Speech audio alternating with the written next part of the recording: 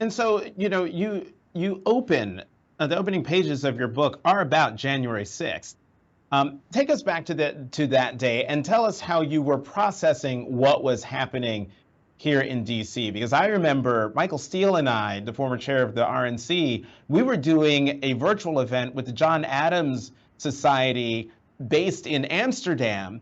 And we were both watching, and the folks in Amsterdam were watching too, in real time. Folks run up the steps of the Capitol, and we were all just sort of dumbfounded by what we were seeing. Absolutely. And we shouldn't forget that January 6th, I mean, it sounds stupid to say it, but it was the day after January 5th, which was the day where the literal heir to Martin Luther King Jr. was elected to the United States Senate. Raphael Warnock preaches from the pulpit where Dr. King preached, was elected to the Senate, and the next day, people carrying the Confederate flag stormed the Capitol to say, we are not going to stand for this. We are not going to have our country be like this. So I titled the intro to my book, the introductory chapter, A Choice Between Democracy and Whiteness.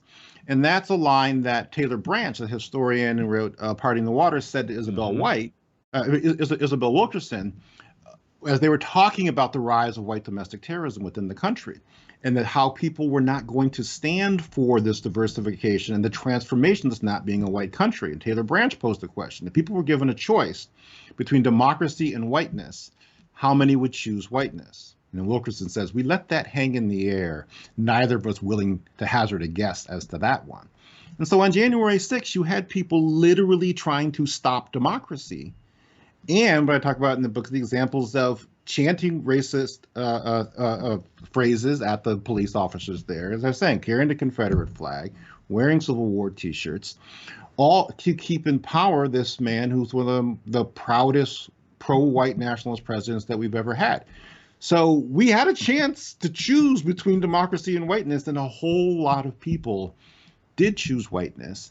And a whole lot of people still want the man who was the personification of that to lead this nation and to lead this nation and a whole Make America White Again movement that he's been championing.